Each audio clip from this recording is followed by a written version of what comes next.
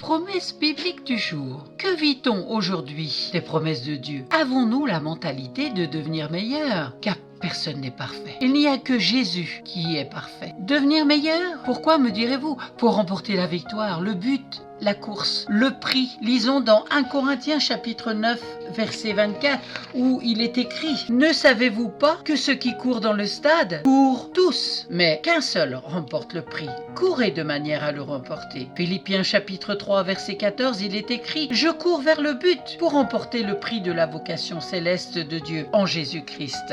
Dieu a fait une alliance avec nous. Il est fidèle. Lisons cela dans Agée chapitre 2, verset 5, dans l'Ancien Testament. Et dans le Nouveau, Dieu a donné Jésus-Christ à la croix du Calvaire, de Golgotha, qui est mort et qui est ressuscité, qui veut vivre en nous par son Esprit Saint. C'est important de forcer notre chair à devenir meilleure, à la ressemblance de Jésus-Christ. C'est lui notre modèle. Si le Saint-Esprit est en nous, tout est en nous. 4 lettres, tout veut bien dire ce que ça veut dire, tout. Agée chapitre 2, verset 9, il est écrit: La gloire de cette dernière maison sera plus grande que la première, dit l'Éternel des armées. Et c'est dans ce lieu que je donnerai la paix. La maison, on pourrait aussi dire nous, car nous sommes le temple du Saint-Esprit. Dieu veut recréer en nous la nature de Christ, et la gloire sera plus grande, et sa paix sera en nous, même dans un monde troublé où l'on vit aujourd'hui. Pour être un canal puissant avec l'Esprit de Dieu, nous avons une mission, un sacerdoce à accomplir. Il veut nous rajeunir comme l'aigle. C'est l'Éternel qui te fait rajeunir comme l'aigle. Psaume 103, verset 5. Bénissons encore Dieu parce qu'il nous rassasie de bien aussi longtemps que nous vivons. Il rassasie les désirs du cœur et il ne prive d'aucun bien celui qui marche dans la droiture de sa parole. 5 bienfaits, à savoir le pardon, la guérison, la préservation, le couronnement, le rassasiement, débouchent sur un résultat remarquable. Il nous fait rajeunir comme l'aigle. La maladie et la violence peuvent affecter le corps, mais